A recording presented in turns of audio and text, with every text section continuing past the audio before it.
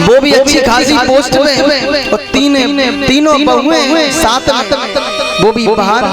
वो बेचारी बूढ़ी मैया घर पे अकेली, न कपड़न की चिंता, न दवाई की, न खाना पीना। एक दिन वो मैया बीमार भई और बीच रास्ते में वो मिली, और मैं वहां से स्कूल से लौट रहा था।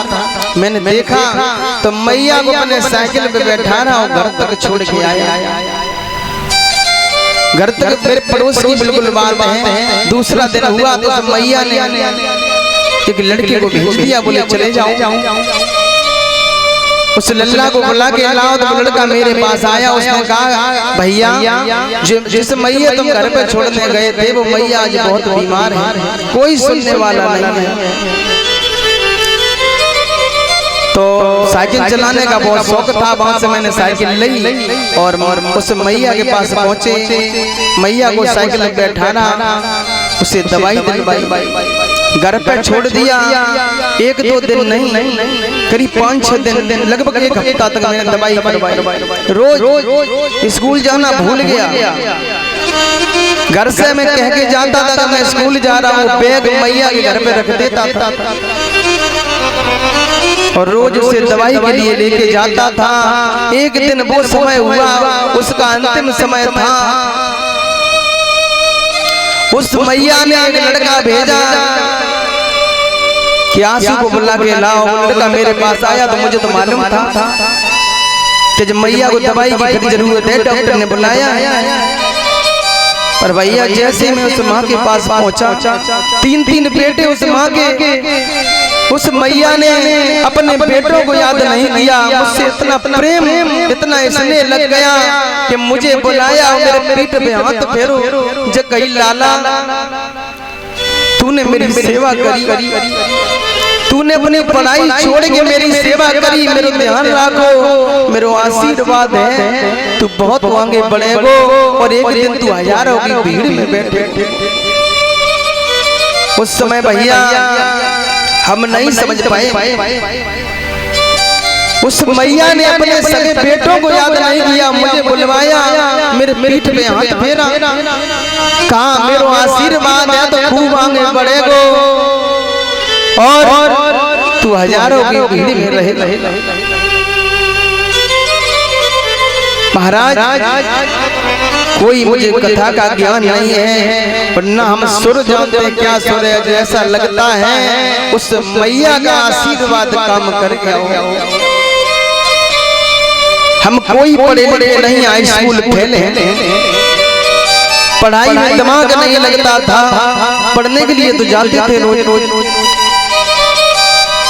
भगवान जिस रंग में रंगता है इंसान उसी रंग में रंग जाता है। हर इंसान की इच्छा होती है, कोई तो मास्टरी की नौकरी चाहता है, कोई पुलिस में, कोई डॉक्टरी की। मेरी शुरू से कोई इच्छा नहीं रही। आज मुझे भगवान की सेवा करते करते लगभग 9 साल हो गए।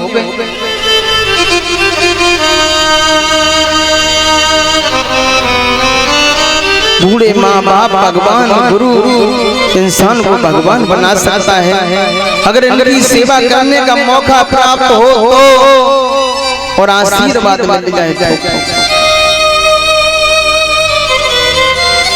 महाराज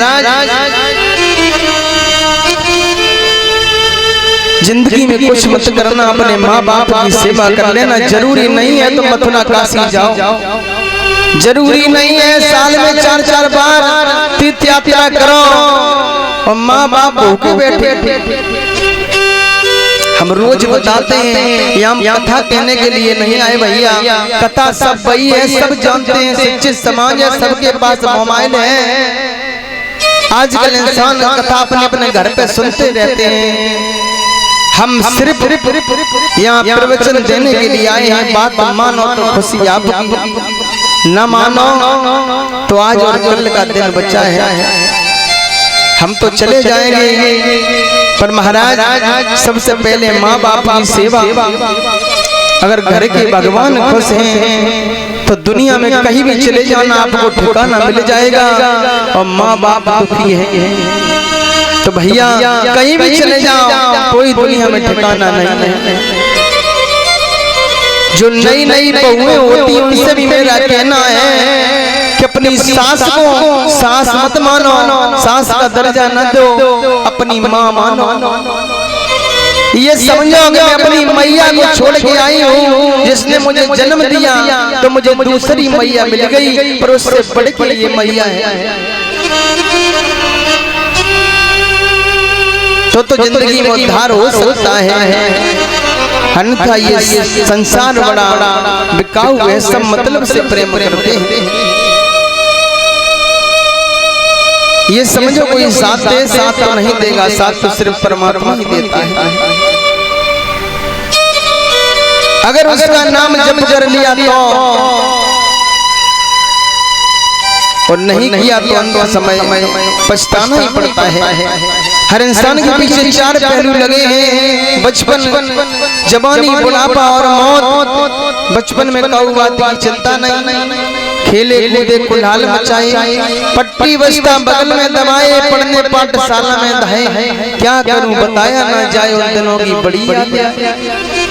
और जब बचपन के दिन निकल गए, जवानी आ गई, जो जवानी ने चैन से नहीं सोने दिया लोगों को। घर वालों ने शादी कर दी, पत्नी आ गई, बच्चे हो गए, घरवारी की चिंता, बच्चन की चिंता, फिर उनकी दवाई की चिंता, पढ़ाई की चिंता, लुगाई की चिंता। चिंता तो चिंता है ही, सुकून तो जिंदगी में ही नहीं।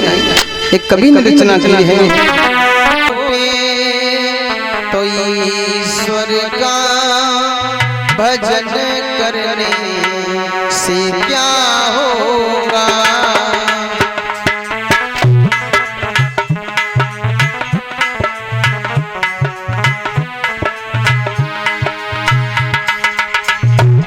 कर्म खोटे तो ईश्वर का भजन करने से क्या होगा।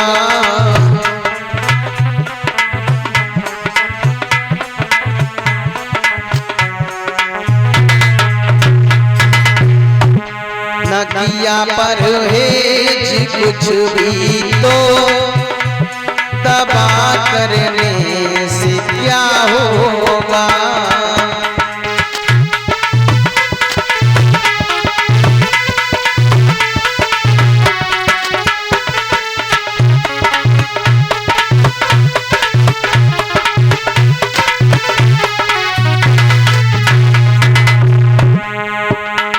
कर्म खोटे तो ईश्वर का भजन करने से क्या होगा।